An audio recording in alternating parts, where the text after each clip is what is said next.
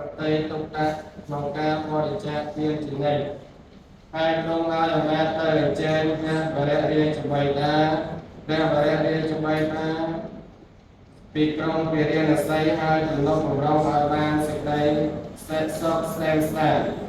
ចៅកុមារបានសម្ដែងថាដោយផល្លានិសង្ឃ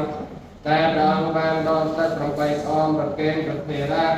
ស្រោមលើកំពូលភ្នំនោះបានជាពួកទេវតា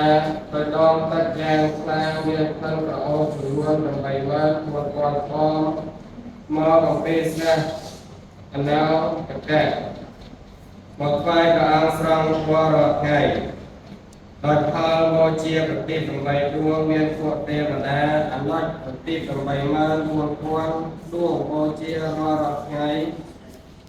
លោកចំណែកតមកព្រះនាងសឹមពលីប្រសូតបរិយាបុត្រមួយព្រះអង្គទ្រង់ព្រះញាតថ្វាយព្រះនាងថាមហេសកុមារព្រះមហាក្សត្រទ្រង់រាជសម្បត្តិជាសពអកាយូឡុងលោកទ្រង់ព្រះរាជមានព្រះចំណងចង់បរិច្ចាគសកៈមហាទានគឺទានយ៉ាងធំមាន7មុខក្នុងមួយមុខមានចំនួន700គឺខ្ញុំប្រុស700ខ្ញុំស្រី700គោស្មោ700គោញី700តម្រៃ700សេញញី700រត់700អាមាត្យមន្ត្រីក៏បានចាត់ចែងធ្វើមហាទាននេះបានសម្រេចដូរព្រះបន្លំ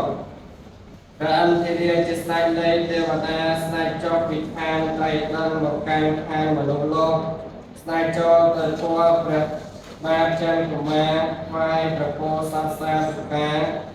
និងសេចក្តីសរសើរជាអនេកប្រការរួចទ្រង់លាត្រឡប់ទៅទេវលោកវិញឯព្រះចន្ទកុមារជាក្សត្រទ្រង់ធម៌ទ្រង់បានបំពេញកុសលនិងសិលទានជានិច្ចដល់អស់បច្ចុប្បន្នវាយុទៅជាសុខស្នេហ៍ស្នាលទៀតក៏បានចូលទៅបីខោខាងនោះហើយបានជួបនឹងប្រតិរៈនឹងអង្គហើយក៏បានរត់ទឹកដើម្បីអស់ប្រគេនលោកព្រមទាំងទេសៈបាយទឹកហើយក៏បានរែងសត្វនៅពុទ្ធិលោកហើយក៏បានតាំងប្រាថ្នាខ្លួនឯងថានឹងប្រាថ្នាជាពុទ្ធមួយព្រះអង្គនៅក្នុងពេលខែអនាគតដើម្បីសពសត្វលោកនៅពេលដែលសម្ពើចេញទៅដល់អាសមុទ្រក៏បានលាតសម្ពើហើយគ្រាមឯង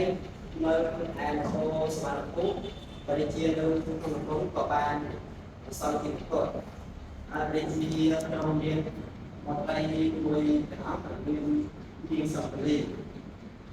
ហើយនៅក្នុងយ៉ាងនោះបានធ្វើពិធីសងស្វែងរកនិពន្ធដើម្បីអក្សរនេះតហើយចំណែកចន្ទកុមារដែលបានលេខ7នៅឯក្នុងកណ្ដាលសមុទ្របានប្រគំថាឲ្យអាប់ដេតពីថ្ងៃនោះមានមេកលានេះ